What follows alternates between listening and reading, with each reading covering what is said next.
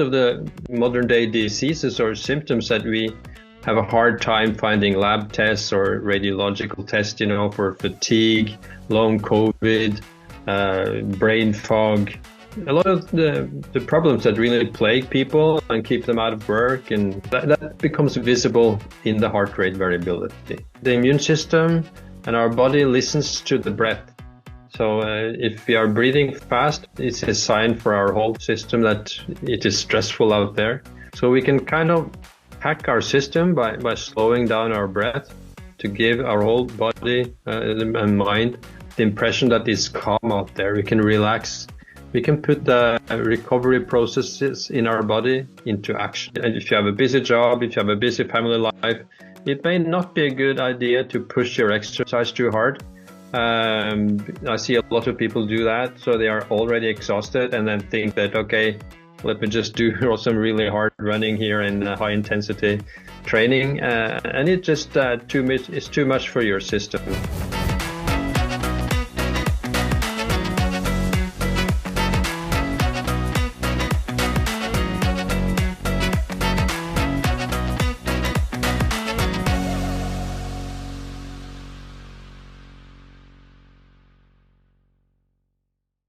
All right. Welcome, everybody, to the Unreasonable Health Podcast.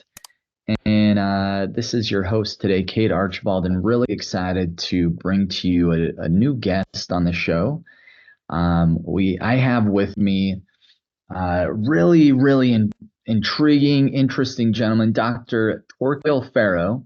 He is a general practitioner and emergency physician, a documentary filmmaker, as well as an author and photographer.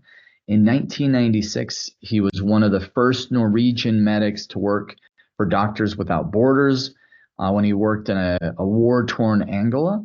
And then over the 25-year career as a freelance doctor, he worked all over Norway, had tens of thousands of consultations, gained a unique picture of the disease that plagues us. He's also learned that the cause is most often found in the stresses our lifestyle places on our body. So Faero is also an award-winning photographer, author of The Camera Cure, which that's made documentaries and pilgrimages to Nidaros and Santiago de Compostela, and he loves to travel as well. He's made his way by bicycle, motorcycle, kayak, sailboat, and car through over 80 countries and speaks 8 languages. He lives in Oslo with his wife and 2 children. So welcome to the show, Dr. Færø. Really excited to have you on today. How's it going? Thank you, Cade. It's going great. Actually been working today as in the ER today as well. So oh wow. Here in Norway it's the evening time. So okay. The evening time is a great time. So beautiful. Yeah. So big time difference. So you just got done with working in the emergency room. Yeah. Today. Yeah. Wow. Very cool. So, you have, I know one of your big things, you had your book, and I'm really curious, The Pulse Cure. So tell me a little bit about this book and what inspired you to write that. Yeah, the book is about how to use heart rate variability because the heart can tell us so much about the condition of our body, both of the autonomic nervous system, with the sympathetic and parasympathetic system, but also on the general load on our bodies. So we have kind of a speedometer in HRV that will tell us how fast are you going physiologically. And what is the big problem now is stress, both mentally and physiologically. Like if you eat food that you cannot tolerate very well, it will create a load on your system that becomes visible with the heart rate variability. So that's why I call it the pulse cure, because the pulse can really tell us more about the state of our bodies than we as doctors could hope for. And particularly a lot of the modern day diseases or symptoms that we have a hard time finding lab tests or radiological tests, for fatigue, long COVID, brain fog, a lot of the problems that really plague people and keep them out of work. And that becomes visible in the heart rate variability. So it's such a useful tool. And this is actually the world's only book that is kind of a guidebook on how to use trackers like Garmin watches or Oura rings or Whoop bands and Apple watches and all the different devices that we have at our wrists. And we can use it for so much more than we really know, or most people know about. So I've been, because our senses from the evolutionary perspective have always been directed outwards. We have good eyesight, good hearing, taste of smell, and so on, and sense of touch. But the sense of our inner state has really never needed to be developed. But our inner state and the stress that is placed on our system is really what makes us sick these days. So it's kind of a substitute for the sense that we never needed to develop. Interesting. I like that concept. So looking at all your senses of the body, that's kind of that like additional sense is what you're saying. Yeah. And so I'm looking at pulse. So you mentioned some of the devices, and I love that your book actually goes into how to utilize these better, because there really isn't like a great manual on how to use some of these biometric features on, whether it's an Apple Watch or Garmin. So what would be what's kind of your favorite device or wearable to track some of these things, or heart rate variability? The favorite by no doubt is the Garmin watches. And it's not the watch in itself, but it's that they have bought a company called First Beat Analytics, which is maybe the world's foremost physiological company, regarding measurements, with more than 20 years of experience. So they have bought this company and used their algorithms and artificial intelligence into their watches. So that's really the secret. So their way of interpreting your pulse throughout the day and in the moment is what is the most useful for the people using it. So unfortunately, Apple Watch does not have really a good app for this, even though their watch is probably as good as Garmin. But they will probably need to up their game, because now Samsung is coming with their Galaxy Ring. I'm not sure if it's released yet in the US. But there's so much traction in this field now, because they can see the possibilities that lies in this measurement of the HRV. And I listened to, you had an episode not so long ago about, I think it was this year, about HRV and the importance of it. And what is so useful is that everything that is healthy for us, that we know is healthy and it's a bit hard to do, you can see it in the heart rate variability. So if you go intermittent fasting, you will see the effects of it. Like today, it has been an Easter holiday in Norway and probably, of course, in the US as well. And we eat more, we go up into the mountains, and in the mountains, it's also a stressor on the systems. Probably in Utah, you would know, you have the Rockies close by. And so we have been eating more than usual, been up in the altitude, going skiing, exercising, all loads on my system. So today, then I thought, okay, today I'll go fasting. And then I can see the result immediately on the watch, that the whole system is more calm, more quiet, and more, gives me more recovery, more restitution. So, and that's of course motivating when I can see it, because it is a bit to go hungry, it's not pleasurable, it's not pleasurable. So that when you see that the effect is really good on your watch, it's a good thing. And the same with cold exposure, and so many things. Yeah, it's always when you have those wearables and you can actually see the data improve, and it's really nice to also pay attention to it and see when you're stressing yourself out a little bit more than normal, or you there's ways to actually approach it. So you use fasting to kind of get back out of that excessive eating and additional stressors. Nice. Yeah. That's awesome. And so I love it. Well, yeah, and you're in Norway. Yeah. What I'm just curious. You're in the ER just earlier today. So what are some of the common things you see in Norway in the ER, or as far as kind of more chronic disease? I know in the US, we have so much chronic disease. Seems like Norway, you guys have it's maybe a little more figured out, but I'm just curious from your perspective, what do you see the most in the ER there?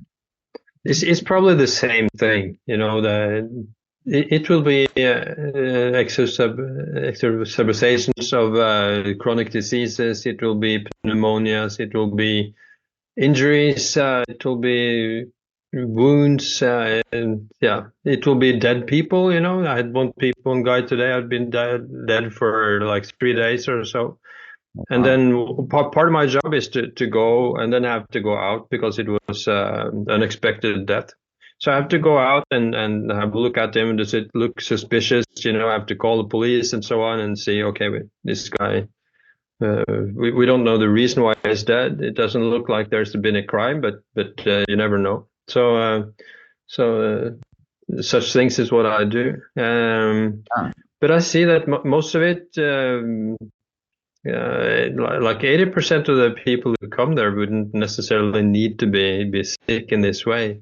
I see that their immune systems are compromised, by poor diet, by stress, poor sleep. And even if they come from another cause, I can see their physiological appearance, so to speak. So I can see the difference between one that is 50 years old and looks like he's 80. And I can see another person that is 80 years old and look like he's 50, and I can see that the way you live your life affects very much what kind of diseases you get. And that's the most important message, I think, because we did not learn that in medical school then 30 years ago. We didn't have the impression that your lifestyle, maybe a little bit, but to the extent that we know now, we did not know. And as I said, the good thing is that the good lifestyle will show in a good heart rate variability. So if your system is imbalanced, then your heart is effective. And heart rate variability is that when you breathe in, your heart rate will go up a little bit. And when you breathe out, the heart rate will go down a little bit.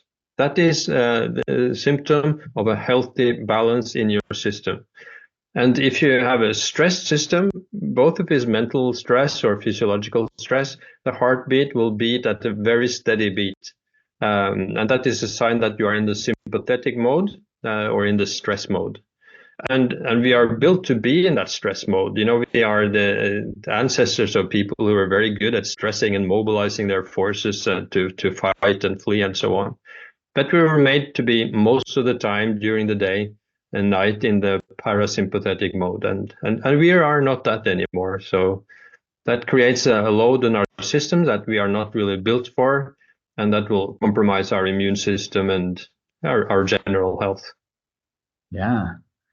No, that makes sense. So what are some key things that you found that are really helpful when it comes to helping get into that parasympathetic space? So you mentioned you're doing fasting today. What else are some good ways that people can maybe access that? Breathing exercises like coherent breathing, to slow down the breath, maybe to 6 breaths a minute for maybe 1 minute, 2 minutes, 5 minutes, it will calm down the system, because the immune system and our body listens to the breath. So if we are breathing fast and it's a sign for our whole system that it is stressful out there. So we can kind of hack our system by slowing down our breath to give our whole body and mind the impression that it's calm out there. We can relax. We can put the recovery processes in our body into action. Another thing also is cold exposure. Is also very effective, like with cold showers or cold plunges and so on. So that will also shift the autonomic nervous system into the parasympathetic calm mode. So, and that is probably one of the most effective. Just in the shower, you just put it out at the end of the shower to the coldest, whatever you call it, mode. And then it will, after 2 or 3 minutes, it will put your whole system into the parasympathetic mode. So that's my favorite trick. It's easy. It's hard when you're doing it. It's uncomfortable. Yeah. But again, when you see the results, like for hours afterwards, that you are more calm and more focused, then it's really worth it. And we know that athletes they use cold exposure after games or after exercise to calm down the inflammation in the system, because what is really at the bottom of this, the root cause of most of the modern day diseases, is chronic low-grade inflammation that is caused by this stress. And the degree of this inflammation is visible in the heart rate variability, actually. So the heart is kind of the center for many different inputs.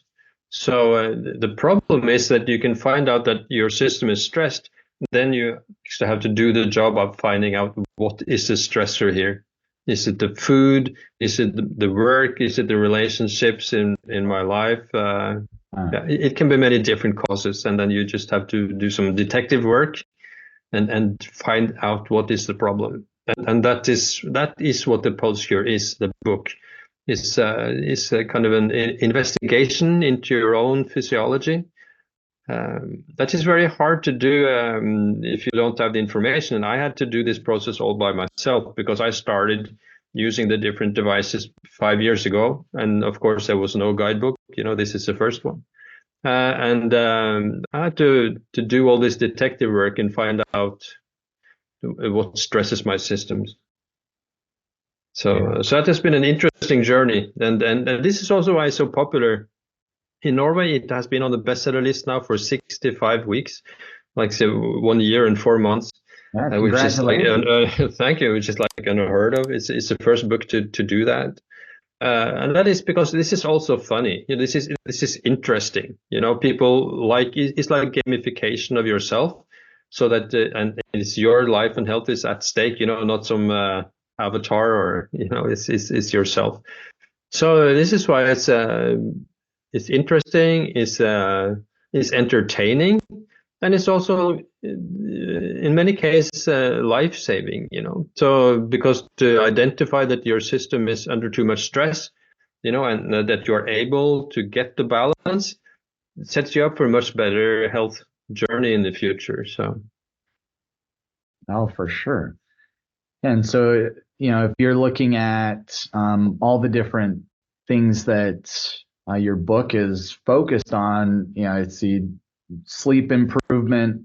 So obviously, if you can identify those stressors and that's going to improve your sleep. Right type and level of exercise for you. So tell me a little bit about how you what's your book going on the exercise piece? On exercise, it's important to adjust the level or intensity of the exercise and hold it up against the total load on your system. And if you have a busy job, if you have a busy family life, it may not be a good idea to push your exercise too hard. I see a lot of people do that, so they are already exhausted and then think that, okay, let me just do some really hard running here in high intensity training, and it just it's too much for your system. And also particularly if you have a poor fitness level, if you have a poor VO2 max, then an exercise that other people can tolerate and they just wash off in the shower, so to speak, it can stay in your system for days if you have a really low VO2 max, maybe 32 or 33, as opposed to one that has 45 or 50 in VO2 max, which is in a good physical condition.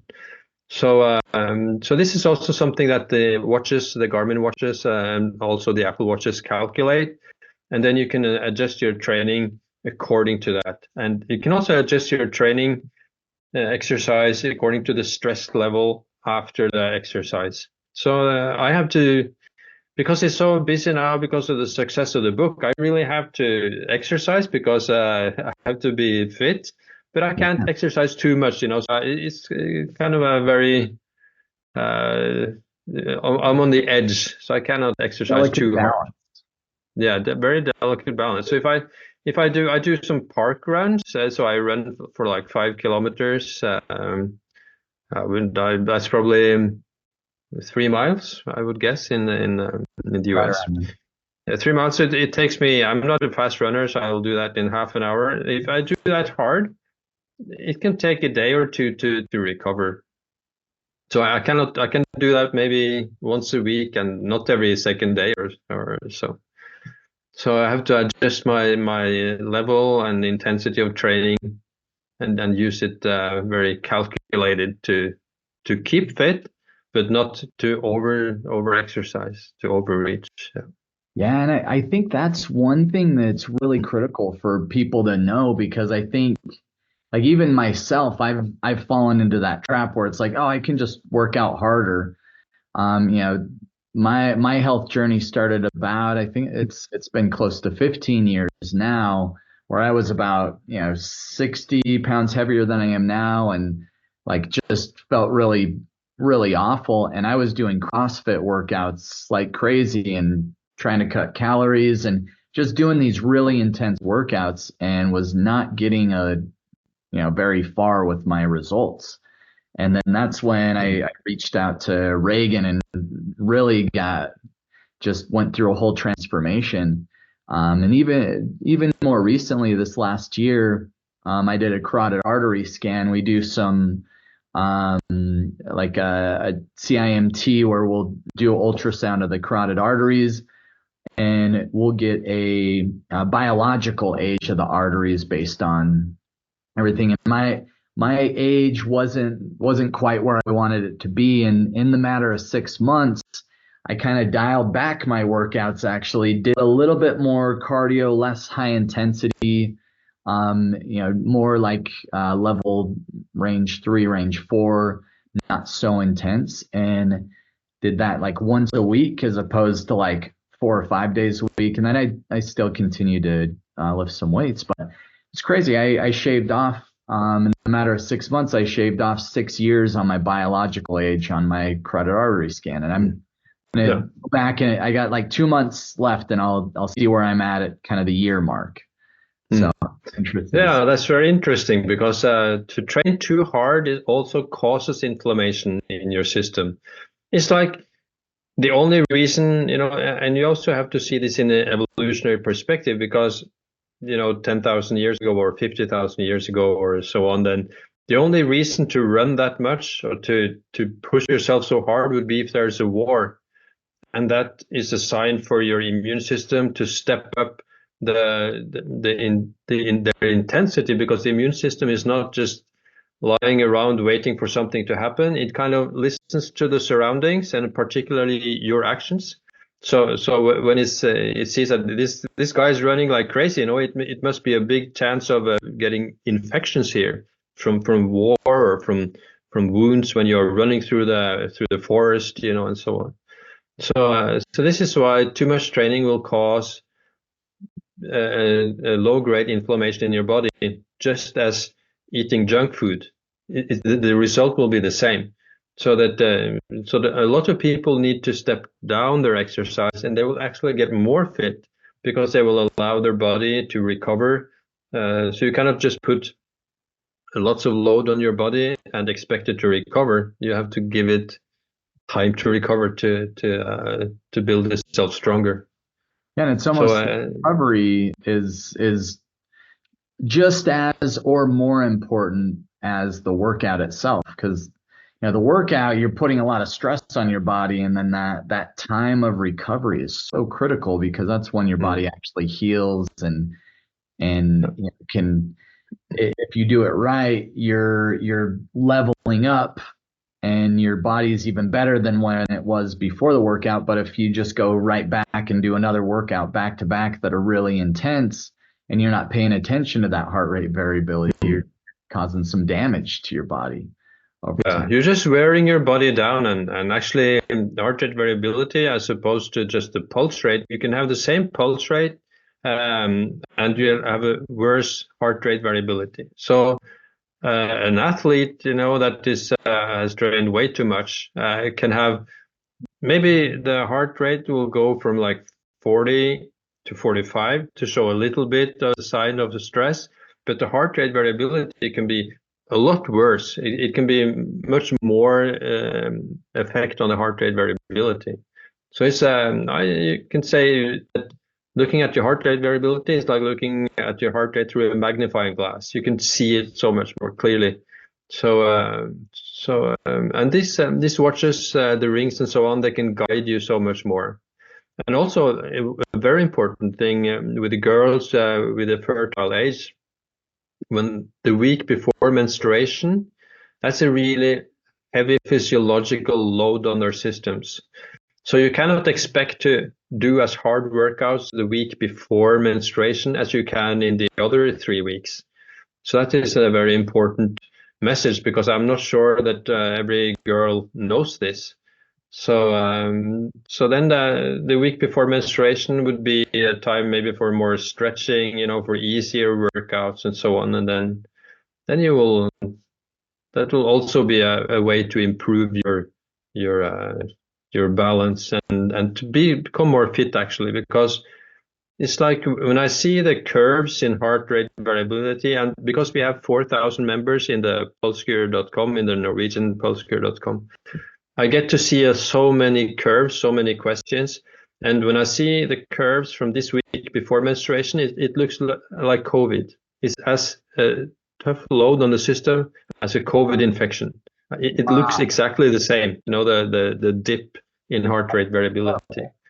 So it's really, so it's almost so the PMS, the premenstrual syndrome, that you feel brain fog, that you feel tired, you're irritated, your boyfriend, you lash out at your boyfriend and so on. It's not just an emotion or a mood. It's also that you're under big physiological stress, actually. And when you can see that measured with the watches and so on, it is so much easier to adjust the load on your system. So that's a very, very useful tool. Very cool. So from your perspective, what is, like, how would someone identify what their ideal HRV should be, or their heart rate variability? Do you have a way that you like to look at it, or? Yeah. So you will find out, when you have measured it for some time, you will find out that some days are a lot better. Maybe you have taken 1 or 2 days, like a resting day, you're with your family, you are relaxed. Then you will suddenly see that your level of HRV is higher than the other ones. And then you know that, okay, I can do this, almost like if you're a runner and suddenly you see it, I can run this fast, So under these conditions. So then you can see this also in heart rate variability. So I know that my ideal heart rate variability would be maybe 50, but it's not so many days that I'm actually able to reach that. So usually I will be like 42, 43. And then I know that if my system is under a heavy load, I could be down to like 35. Then I know that, okay, I need to step on the brakes here. I need to take 1 or 2 days to recover. And then I may see the 50 again, So you have And the HRV, and that is very important, that is very individual. So it's very genetic, so that you shouldn't really compare your HRV with others. Although a very low HRV can point to that you have a stress system, and that a very high HRV will usually tell you that you're in a good shape. You cannot necessarily think that if I have 40 in HRV and another person has 60, it doesn't mean that he is in a better shape or has a better health than me. It's just that the baseline, the set points are different.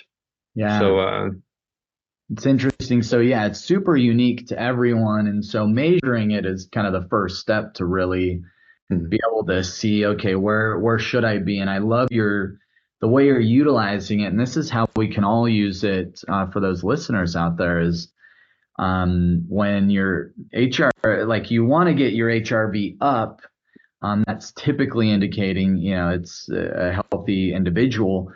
But when you notice, if you're watching the trend and you see it slump, that's where you need to, do some things to recover.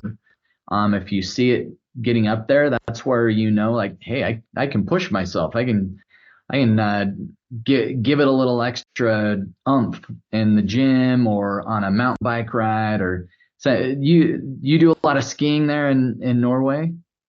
Yeah, in the winter time, yeah, lot of both cross country skiing and downhill skiing as well. So, but I favor a lot cross country skiing. You get to exercise your whole body, your arms, your legs, everything. So it's quite hard actually, but good exercise. So and also getting out in nature, that's also important. Oh, it's so critical. Just listen to the nature and experience nature is so healing and great. And if you can add in some nice exercise with that, it's like a double bonus. Yeah, and this is so much that we did not learn in medical school, about nature, about sleep, about exercise, about nutrition, and it seems that a lot of the things that are healthy for us is very natural. It's so easy, it's drinking water, it's getting sun, without getting sunburnt though, getting enough sleep. And then it's also kind of beautiful that the best measure of this is the pulse, what the ancient Greeks and Egyptians and Chinese, Indian doctors, they knew that you could read so much about the state of the body from measuring the pulse. So now we're actually using the very most modern technology, but we're also going back to the past to kind of pick up the things that are natural for us and to improve our health. So we have to live a little bit more like our, in the Stone Age. We don't have to go all the way back, but you have to look at the conditions that they were under, and if we can mimic that somewhat, we can do a lot for our health, really. Incredible. Well, this has been a really fun conversation. I really appreciate you coming on the show with us. For the listeners out there wanting to learn more about you or connect with you, what would be the best way for them to connect with you? They could go to my Instagram account, Dr._Torkil .md. That's my English Instagram. It's not so big yet as my Norwegian one, but because the book has been out in Norway for a year and a half, and it will be released in the States in mid-May. And it is already available, on Amazon and all the bookstores as a ebook and an audiobook, but it will be released as a paperback in mid-May. But we have already our website, which is thepulsecure.com, which is kind of like a Facebook. It's a social website with a membership, and you can post questions. You can show your Garmin curves or your Apple Watch curves or from the device that you have. And there's webinars in there, workshops, and so you can get so much information from our website. So I would, I would recommend people to go there, and of course, to buy the book or pre-order the book if this is released before that. Love it. Yeah. So go grab the book. Can you pre-order on Amazon, or do they need to go to thepulsecure.com to pre-order? You can you can pre-order on Amazon. Yeah.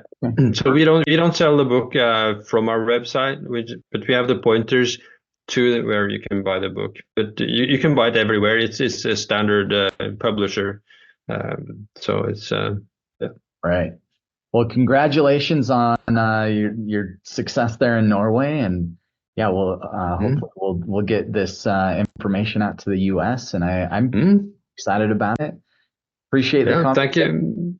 Yeah, thank you so much for having me on. So, and particularly as I heard your podcast on HRV, and that I heard some of the other podcasts you have had as well. So I know that you have already a lot of information about the importance of doing these lifestyle changes for your own health. And the good thing about these lifestyle changes is that most of them are free also. Yeah, it's free to sleep better. It's free